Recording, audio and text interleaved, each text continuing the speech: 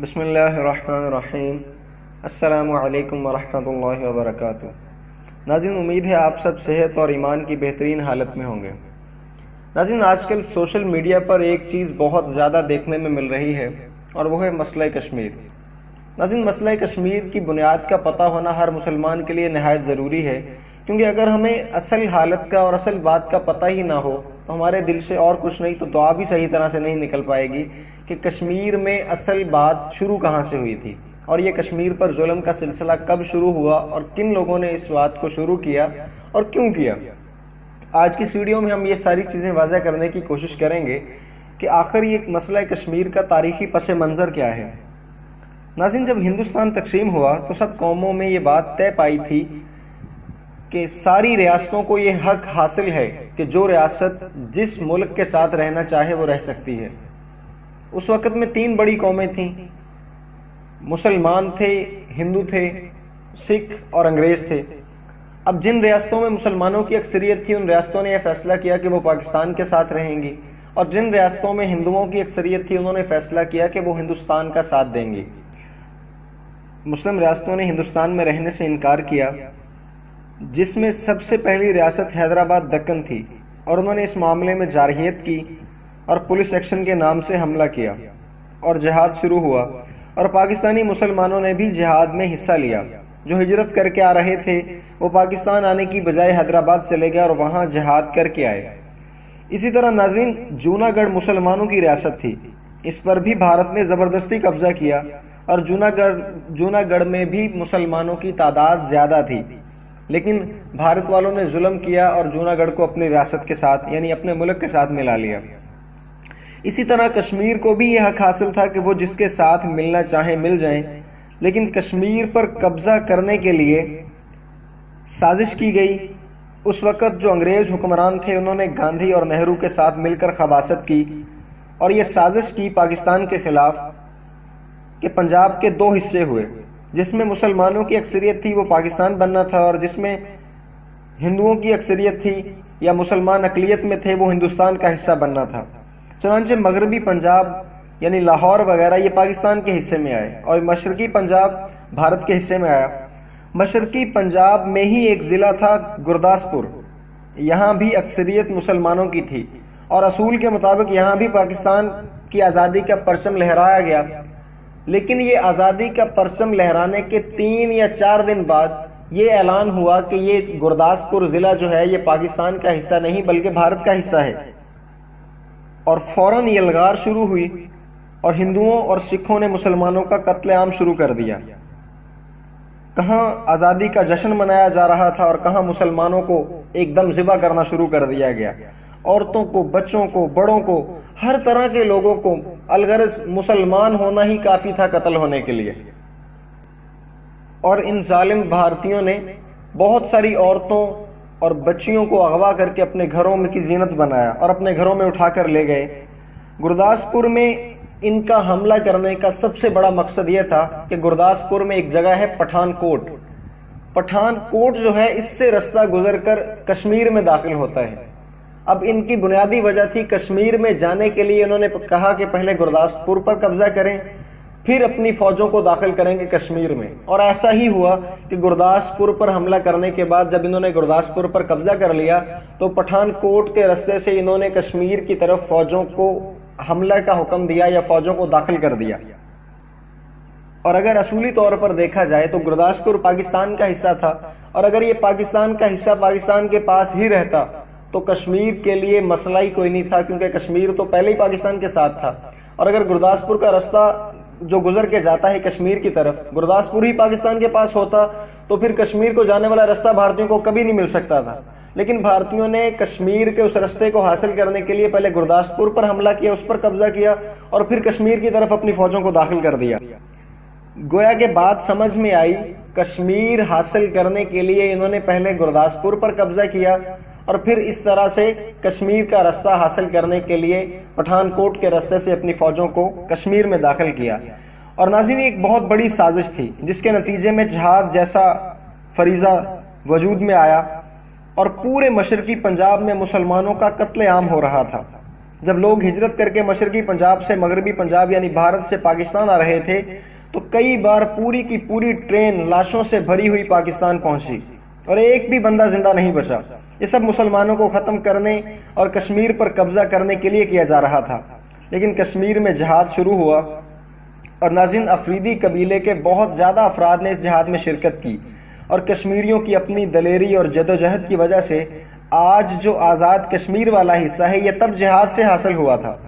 اس وقت پاکستان کا commander in chief انگریز تھا، کیونکہ نیا ملک بن رہا تھا اور اچانک سے سارا نظام سنبھالنا مشکل تھا۔ جب اس انگریز نے دیکھا کہ فوج اور مجاہدین سری نگر پہنچنے والے ہیں اور اگلے دن منصوبے کے مطابق وہاں کے پاور ہاؤس پر حملہ کر کے اگلے دن سری نگر پر اپنا جھنڈا لہرانے والے ہیں، تو اس نے کیا کیا کہ سیز فائر کر دیا، اور ہمارے کمانڈر ان چیف نے فوجوں کو روک دیا کہ جنگ نہ کریں اور آگے نہ بڑھیں۔ سری نگر پر قبضہ ہونے والا تھا اور ان کا حکمران بھاگ کر جموں میں جا کر پناہ لے چکا تھا، کیونکہ اسے پتہ چل چکا تھا اگلے 2 سے 3 دن میں سری نگر ہمارے ہاتھ سے نکلنے والا ہے۔ لیکن ہمارے کمانڈر ان چیف نے فوج کو روکا اور ہمارے فوجی افسر دھاڑے مار مار کر رو رہے تھے کہ ہماری فتح کو شکست میں بدلا جا رہا ہے، ورنہ کشمیر تو فتح ہو چکا تھا۔ یہ سازشیں کر کر کے کشمیر کو پاکستان سے کاٹا گیا اور مقبوضہ کشمیر کے بھائیوں پر وہ مظالم ڈھائے گئے جن کا سلسلہ آج تک جاری ہے۔ جب پاکستان بنے 7-8 ماہ گزرے تھے تو یہ جہاد کشمیر جاری تھا۔ اب اس جہاد میں بہت سارے علماء کرام نے بھی شرکت کی، اور آج کے دور میں بعض لوگ یا بلکہ ہماری نئی نسل زیادہ تر جو کہتی ہے کہ ان مولویوں نے کیا کردار ادا کیا آزادی میں، تو اس دور میں جہاد کرنے والی اکثریت انہی مولویوں کی تھی جن کی وجہ سے کشمیر کا آزادی والا جو حصہ ہے، آزاد کشمیر، وہ اللہ رب العزت نے ہمیں نصیب فرمایا۔ اور اب وجہ دیکھیں کہ بھارت نے کیوں کشمیر پر حملہ کرنا چاہا۔ کشمیر کا مقصد یہ تھا کہ کشمیر میں سے سارے کے سارے دریا نکل رہے تھے، اور دوسری چیز کہ جوناگڑھ، کشمیر اور گرداسپور کو اگر بالکل ویسے ہی دے دیا جاتا پاکستان کو تو اس وقت میں مشرقی پاکستان بھی پاکستان کا حصہ تھا، تو پاکستان کی مجموعی آبادی دنیا میں سب سے بڑی اسلامی ریاست بننے کے لیے بہت تھی۔ اس وقت انڈونیشیا سے بھی پاکستان کی آبادی کہیں زیادہ ہو جاتی اگر یہ ساری ریاستیں جو اصولی طور پر پاکستان کا حصہ بننی تھیں وہ بننے دی جاتی، تو پاکستان پوری دنیا میں سب سے بڑی اسلامی ریاست بن جاتا۔ لیکن پوری دنیا کو یہ چیز منظور نہیں تھی کہ ایک سب سے بڑی اسلامی ریاست اور ایک ایسی جگہ قائم ہو جائے جہاں پر مسلمان سب سے زیادہ تعداد میں ایک ساتھ اکٹھے ہو جائیں، تو یہ نہ صرف بھارت کو بلکہ پوری دنیا کو نامنظور تھا۔